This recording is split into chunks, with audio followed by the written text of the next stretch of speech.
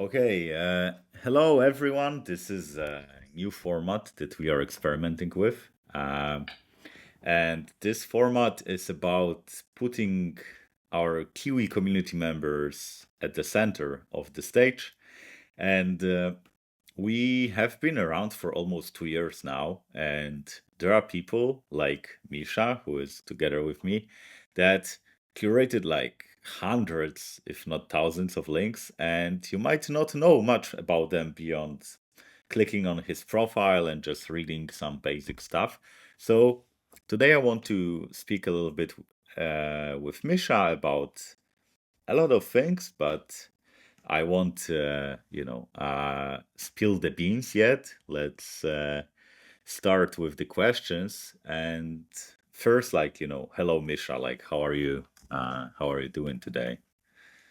Yeah, I'm actually quite good because yeah, the weather is great here in Amsterdam, where I'm based, and yeah, it's been great for a long time.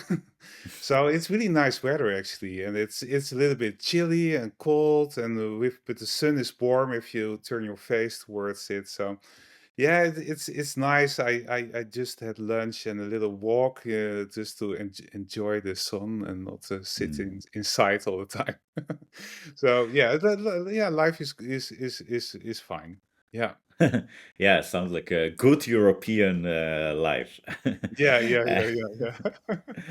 so, one thing that actually I don't have any idea about your potential answer is like, I, I, I always felt like you're like an integral part of queuing us because you've been around for almost since the beginning.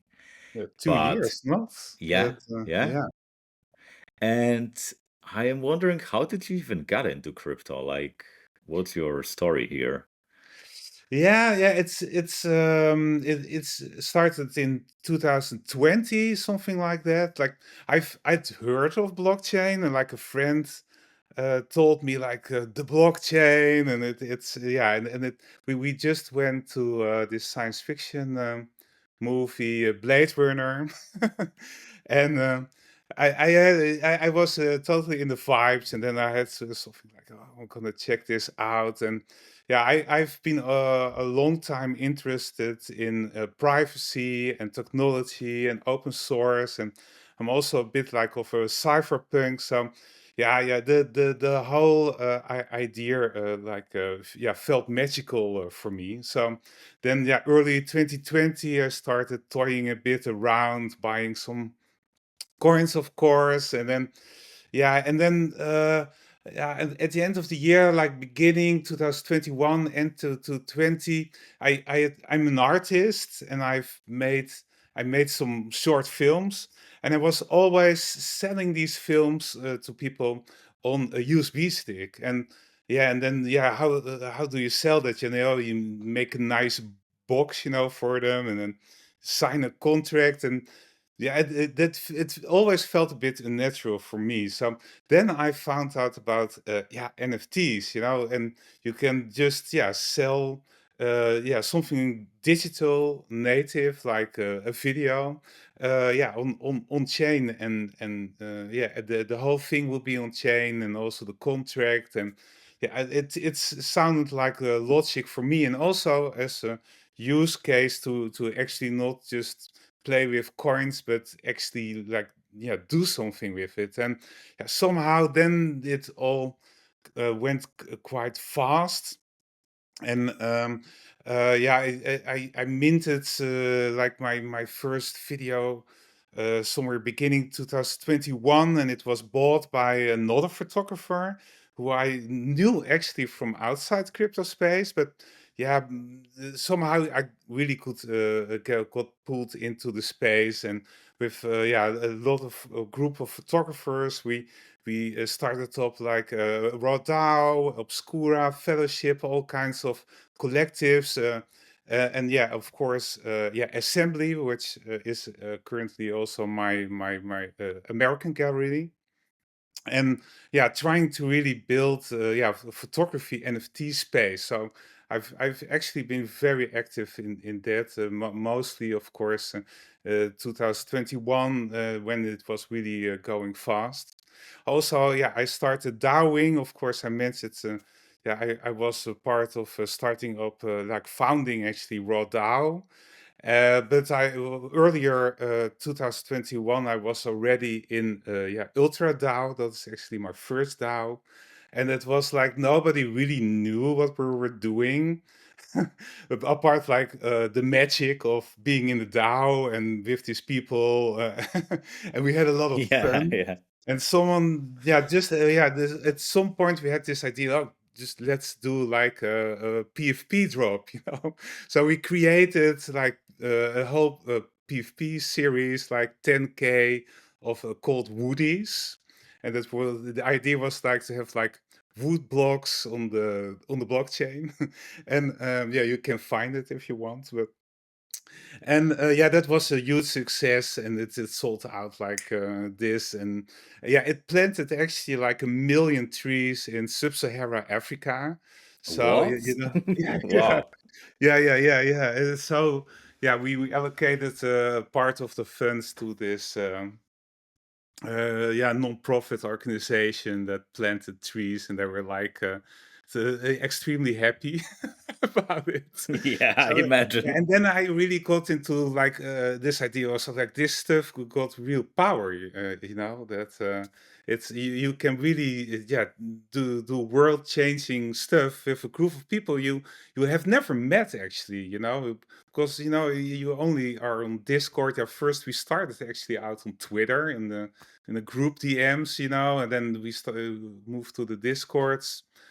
Yeah, and yeah, it was a lot of fun. I met a lot of people, and also working in the photography space. I got asked by Obscura DAO to run a channel on Discord, and it was a channel about philosophy and technology. So yeah, I would be there, you know, yeah, helping people, posting stuff. A little bit what I actually what is actually Kiwi, you know, and this is also somehow how I yeah, one of my interests is in Kiwi, because I'm just interested in like thinking about stuff and being critical, and yeah, Hmm. foremost also educating people in the space. What I think is like most important.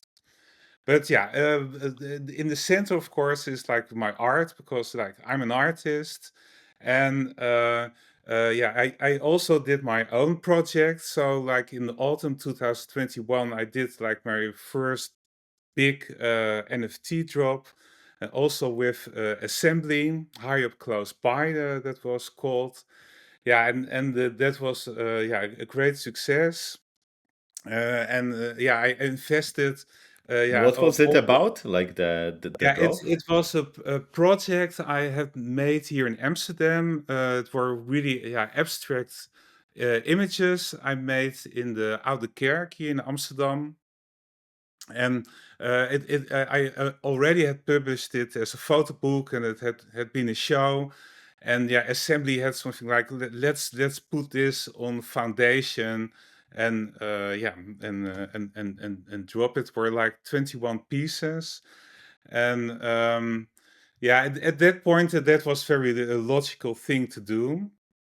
Um, and yeah, of course, yeah, then I earned quite some Ethereum and this stuff.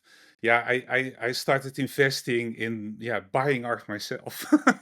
So actually, like there was yeah, everybody, there was so much nice stuff. So yeah, I actually have collected quite a lot. So I yeah, somehow from artist I also became an art collector, which is Mm. very nice, of course. And also I really loved yeah, like giving back to the space and helping, yeah, this idea to helping this space build also, you know, for the future. And then yeah, part of Hmm. the money I also invested in an idea. I had a photo series I made called Generative by Nature, and actually was a series I really made for the blockchain, and I wanted to publish this also, yeah, on my own marketplace. So there was in this time, we were talking like end 2021, beginning 2022, a lot of discussion also about, owning your work as an artist. The marketplace is the place of marketplaces, like a lot of criticism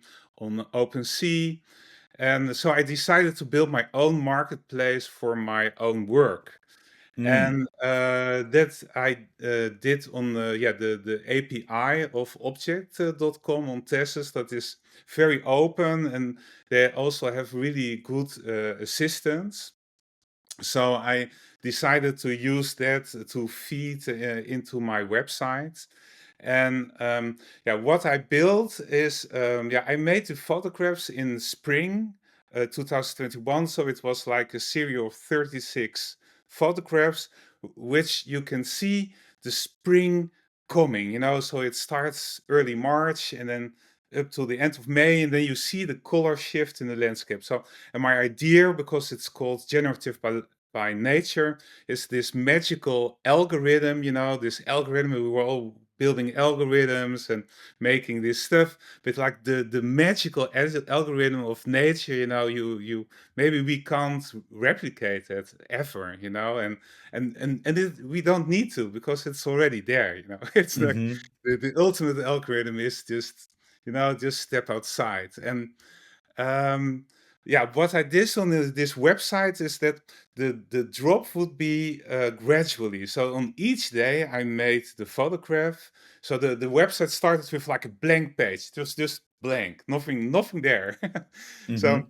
and then each day, a moment that the photograph was taken, the photo would drop on would appear on the website. So it was like a drop of 3 months, and you couldn't Mm-hmm. just see the spring like performing in this period. But it was actually quite an intense project, because like you had to do, of course, 3 months also of like promoting.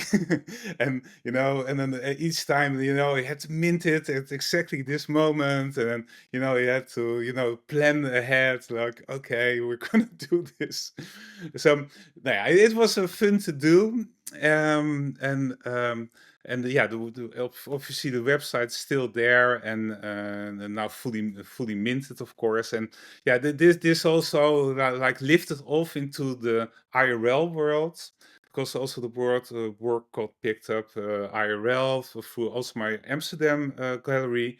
And yeah, I recently showed it last November at Prix Photo, so that was fantastic. I had a solo show at the largest art fair in the world for photography. And yeah, it was also nice because like they also have like a digital sector, and where a lot of my friends actually, which I met in the space over the years, also were present, which was really it really felt like a coming home party. And like we finally did it.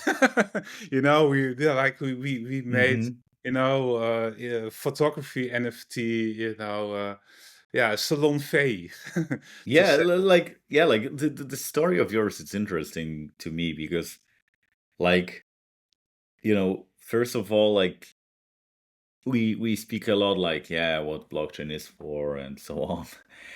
And I I saw this tweet, I think, by Jacob from Zora, and he said, like, even the fact that you can earn like $1 online by selling your art is pretty amazing.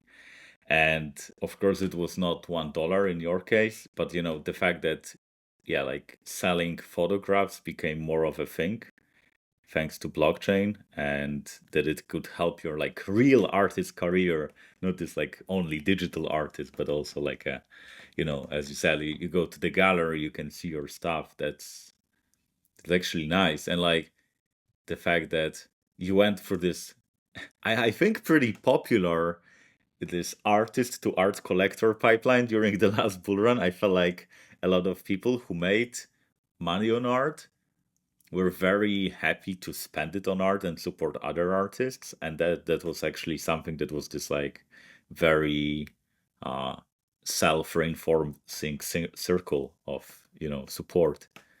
So that's interesting. Yeah, and also, I talked, of course, about video, but for photography, it's also very logical because everybody also I photograph with like a digital camera, so the content is digitally native. So it's only logical to find a way to bring it out online and to also enjoy it in a digital way and think about like what is does the digital mean? You know, we've made prints. I made photo books, and this feels like a logical next step. You know, everybody's on their phones, everybody's on their computers. It's logical to also like think about photography, what it means for the screen, you know, and for the digital. It's I think it's very important, and yeah, I'm not finished in that that respect also.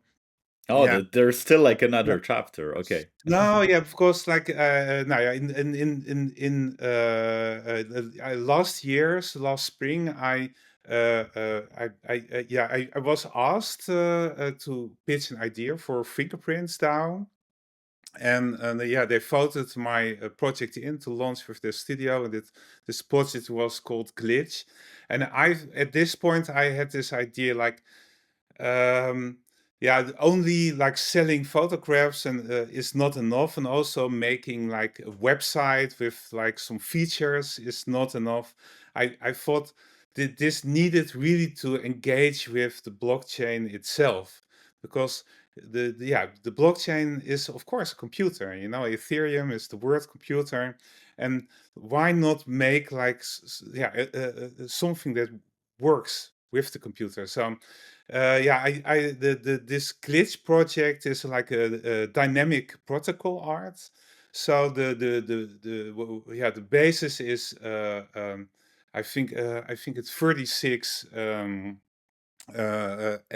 GIF animations, and they are yeah. We wrote. I worked together with a developer Arod in Brazil in Sao Paulo, and yeah, we created this whole mechanism.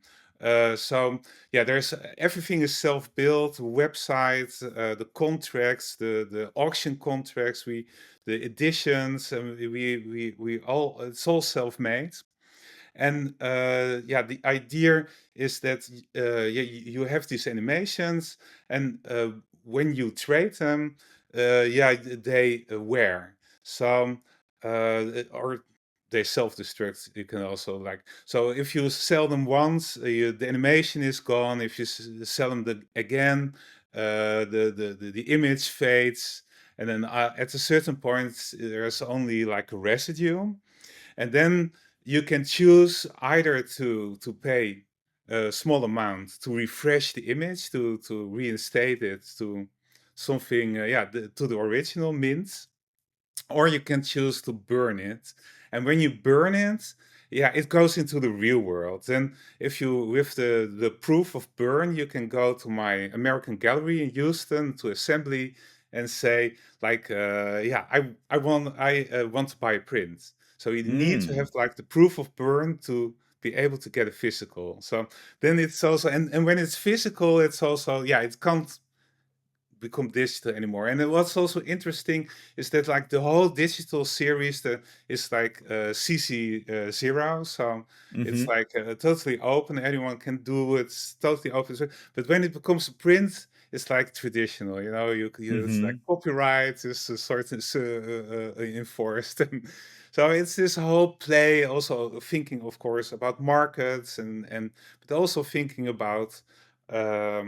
Yeah, well, what if digital art, you know, yeah, is perishable, you know, because everybody is just talking about like it needs to be forever, the blockchain is Mm-hmm. forever, and I wanted to make something that it was not forever, you know, that it could, you know, yeah, just to do some critical thinking, and also the imagery itself, were like they were like painted over graffiti, so Mm-hmm. it's there were erasures themselves already. So in the animations, it's also like graffiti I found. And what's also nice is, again, this graffiti, of course, links also to memes, to meme coins, to like this popular culture, which actually I really love on yeah, in crypto space, you know, because like a lot of people opening up OpenSea and thinking, oh, these pictures. And I can remember from like the early days that there were like artists and also photographers saying like, oh, I don't want to have my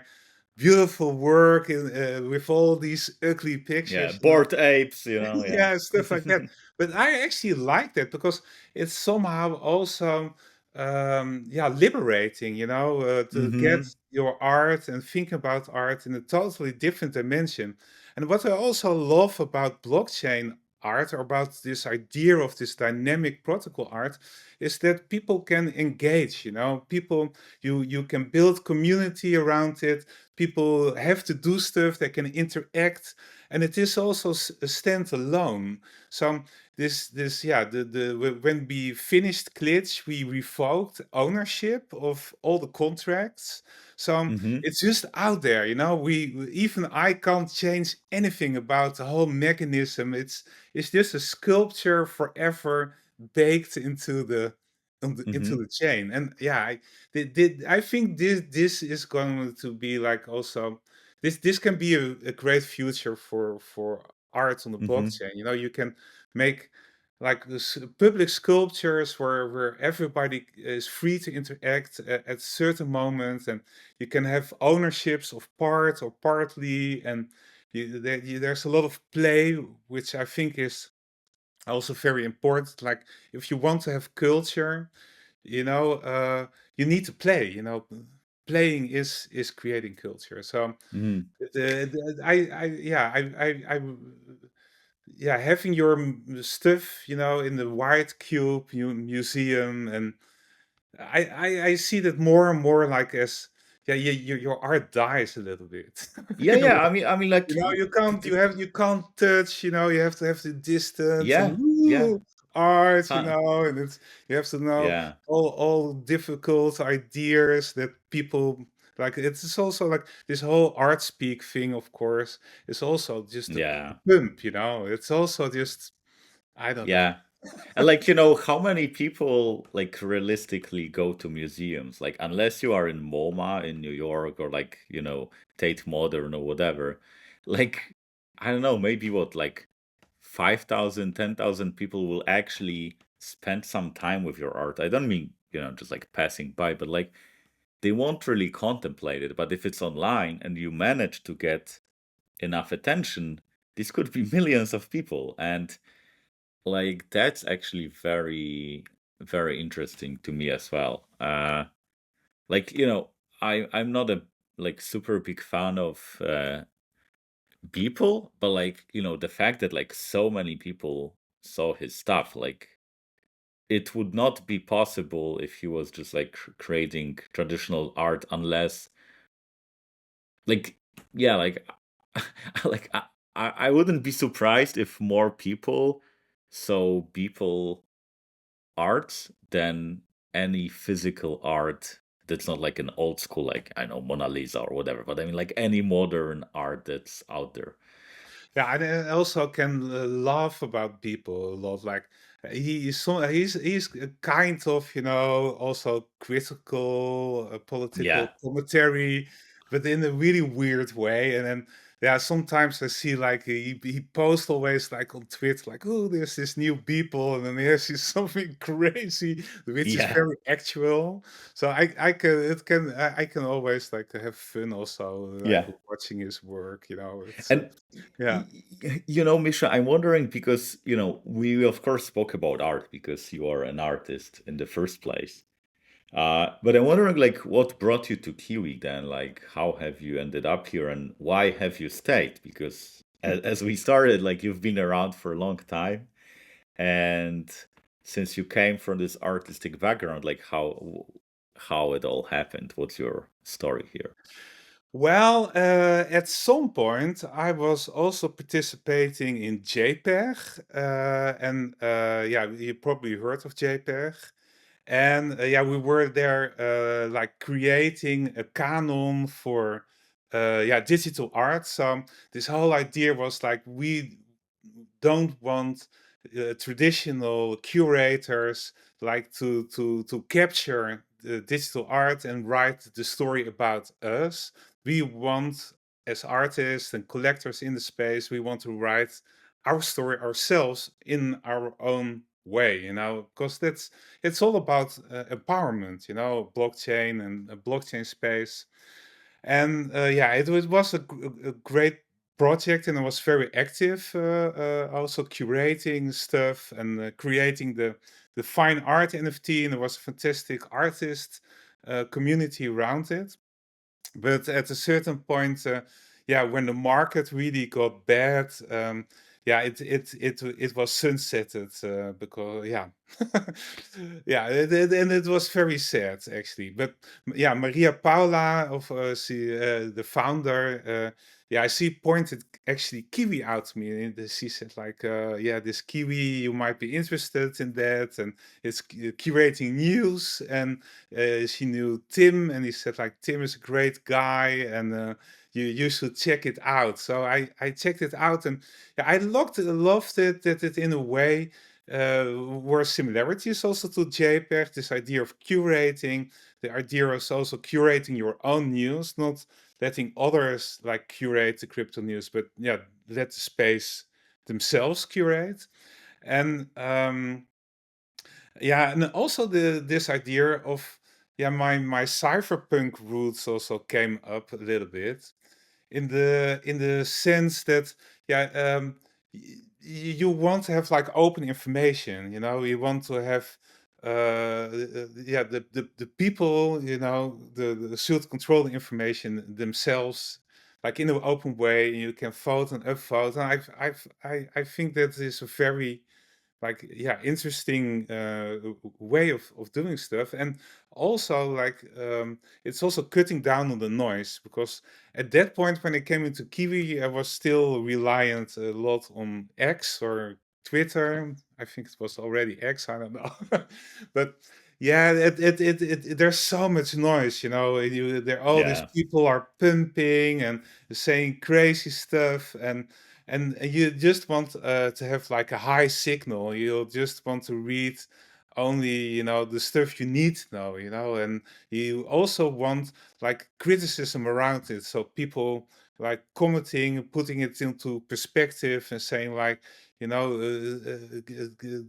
yeah, separating fact from fiction in a way, So that's, yeah, actually that's why I liked Kiwi. And yeah, besides that, what I already told you, I was like running this Obscura channel. I did it, I think, also for like 2 years or longer. But yeah, I entered Kiwi actually on the moment that, yeah, this Obscura was also dying. Yeah, sorry that I say I've experienced so many dead DAOs. I don't want Yeah. to talk about it, but yeah, I can really say I've been there. Like, but yeah, every time I learned, and yeah, learning stuff and reading stuff, it's one, next to art, is one of the things I really Mhm. love to do. Mhm.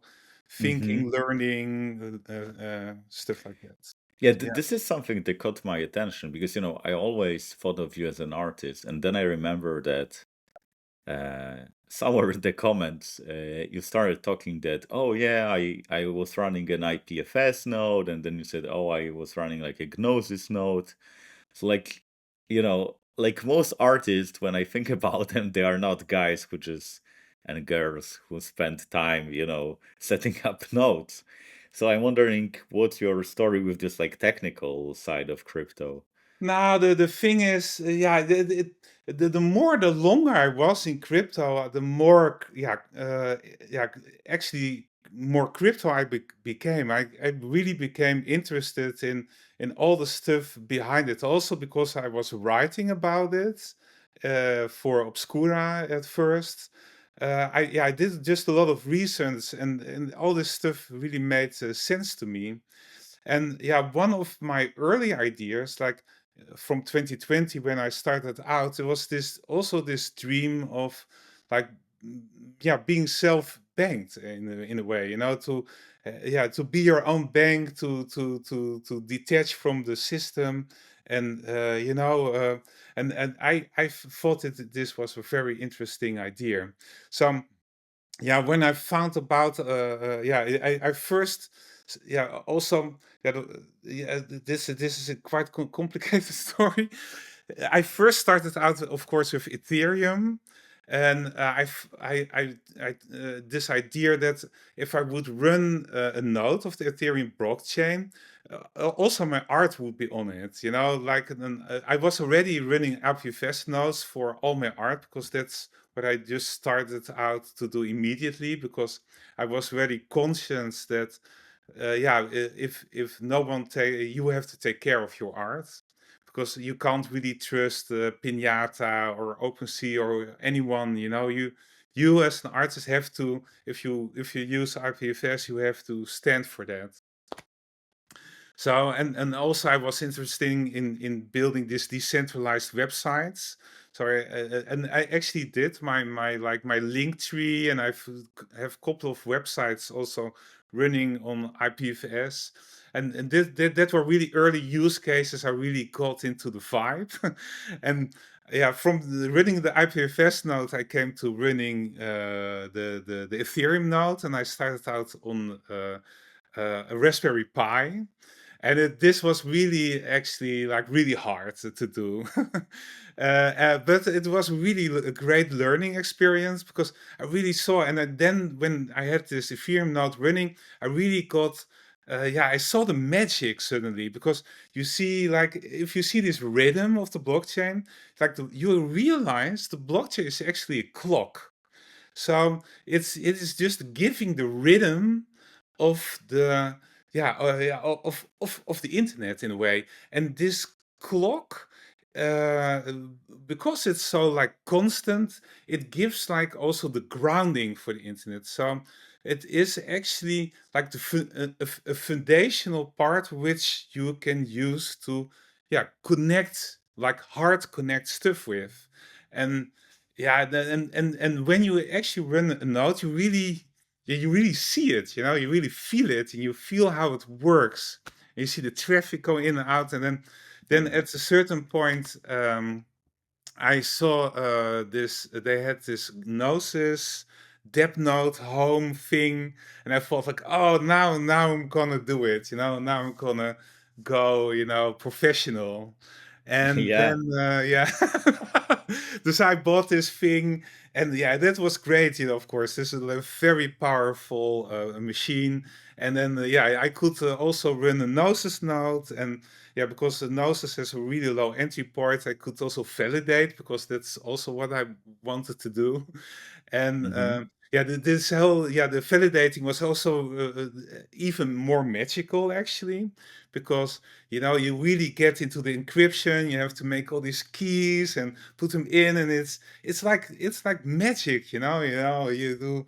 And yeah, and then yeah, that's also what I'm really interesting at the moment. I also got into encryption and, and stuff like that, because there's also like something deeper to that. Hmm. But yeah, in a way, yeah, the bottom line, of course, is as an artist, of course, I am an artist working with media. So I work with photography, I work with film, I work with computers. So I to work with technology as an artist, you really have to technology, you have to love it, of course, but you also have to have a good feeling for it. Like the thing that I'm a good photographer is because the camera is for me not an obstacle. I don't have to Hmm. think about it, and that's the same with computers and blockchain.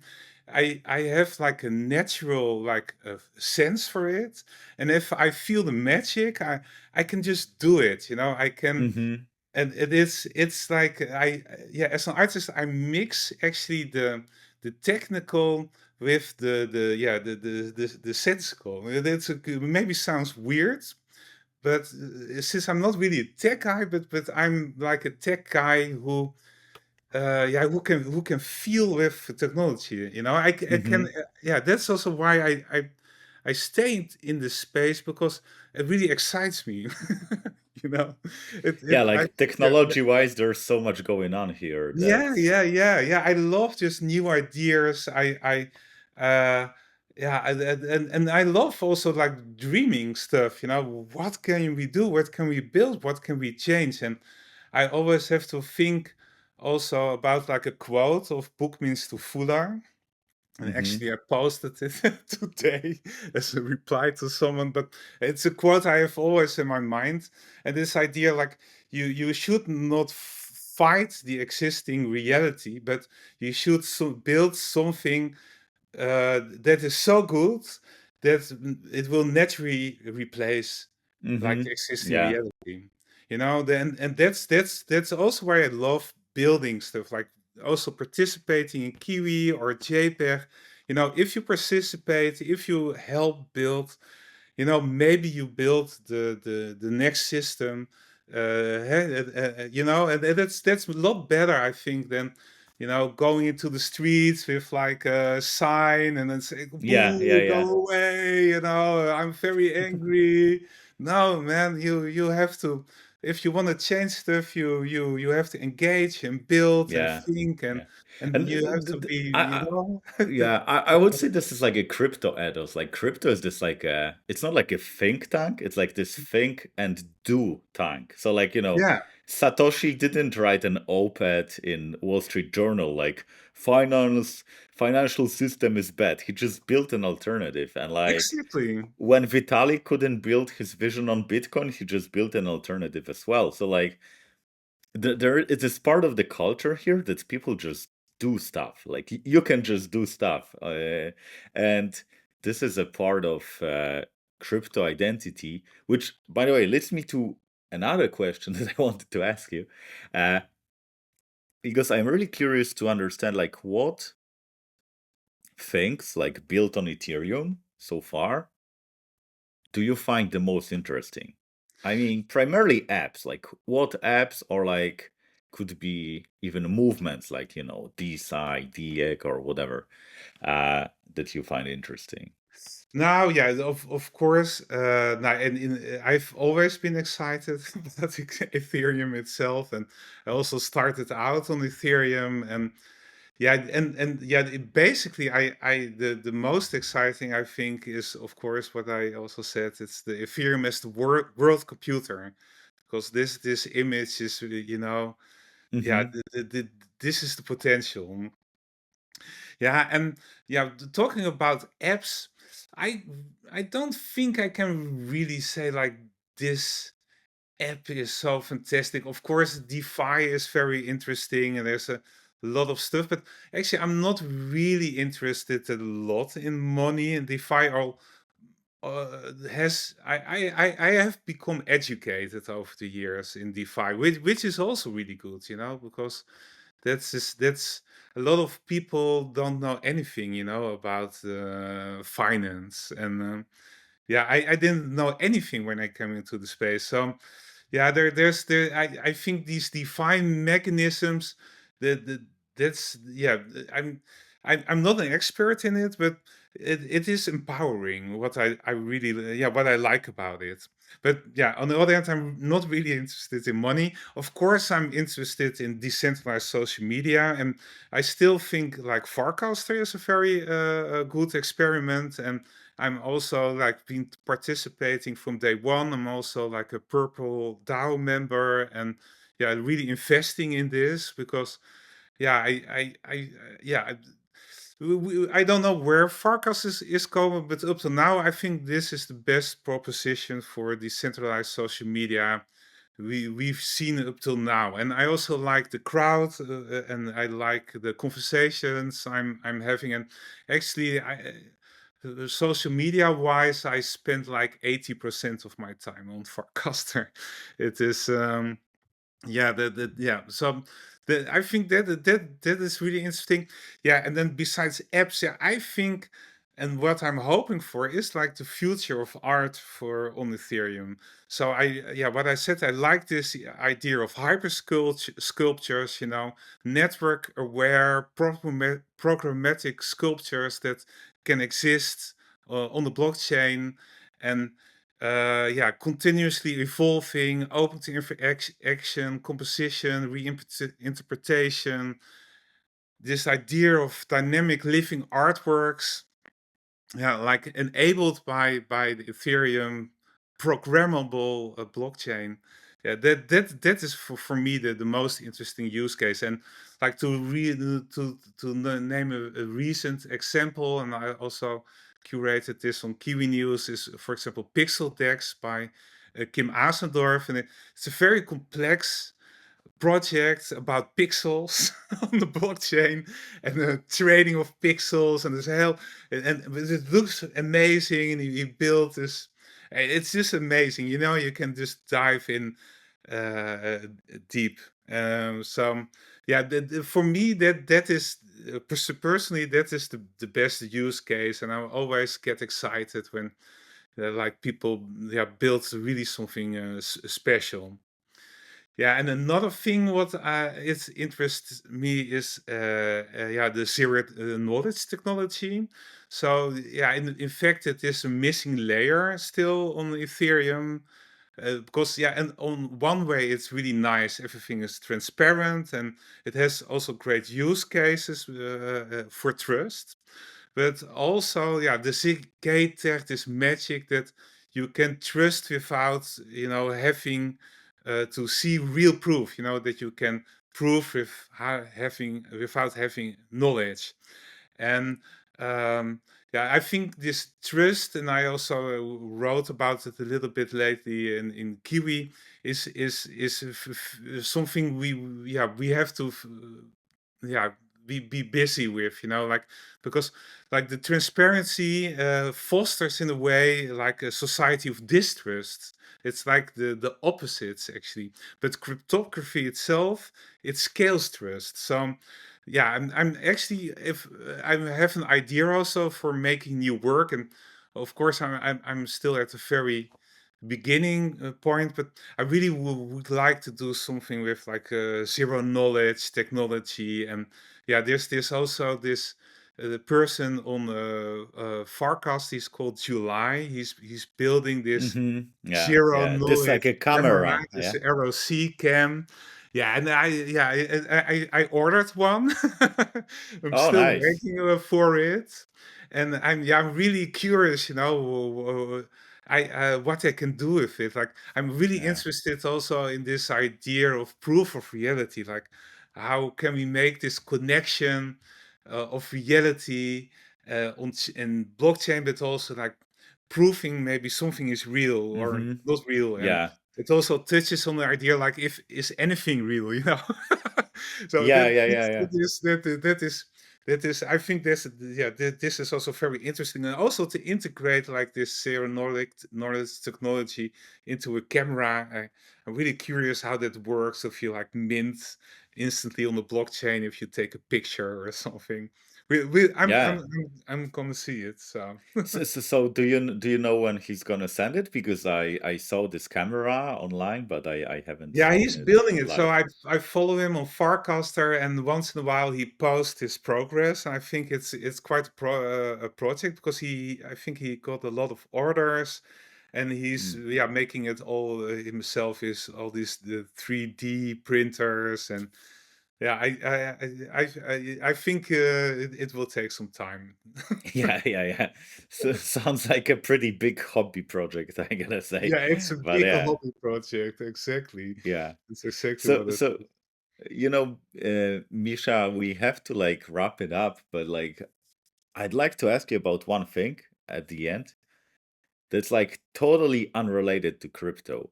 So, what kind of movies or TV series or books of fiction have you read lately that you could recommend to our community? Yeah, actually, I haven't read a book of fiction since the summer, because mostly I'm reading philosophy books. I recently read Undinge by Byung-Chul Han, and it's Wow. also yeah, yeah. It is about responding to a world of digital alienation, and well, Oh. it's about non-objects entering the environment, and yeah, the displacing objects. An interesting philosophical book. Don't agree with anything, and also really great read is Summer of Protocols Kit Reader, but yeah, it's of course still Ethereum related, but like something really of the scope would be. I was recently to Nosferatu, the Hmm. new horror film, and I went there like in a night session with my girlfriend, and it was like yeah, I really had a great time. I really recommend seeing the movie. Like it's not the best movie ever, but it's yeah, it's very enjoyable, and it's yeah, like at times even scary. Oh, yeah, I was about to ask if it's like a scary because it's like a movie from like what, like 40s? Like the Yeah, original but they one? made the yeah, it's like it is actually the first horror movie they made, and they call it it actually is Frankenstein of Dracula, but they couldn't call it Dracula because of copyright infringement, so they called it Oh, okay. Nosferatu. But in the end, they got a lawsuit anyway, and they were banned. So, Okay. but then it became like it got a cult status, and I think in over the years, like there have been 5 different versions already. You know, people like to make remakes. Like Werner Herzog, also great filmmaker. I love. He made a remake of Nosferatu. So Mm, it's a cult thing also. And that yeah, that is very okay. interesting. Okay. Yeah, so, watch Nosferatu during night, so it's more scary. That's the recommendation here. So Misha, it was I'm glad that we could talk because we used to talk a bit on community calls, but these were like not, directly related to you and like the things that you do. They were like more loose conversations about Kiwi and everything around it. So I'm happy that we had a chat and yeah, wondering if you have any last words for for people who's gonna listen to it. Yeah, no, yeah, yeah, I have some large last words.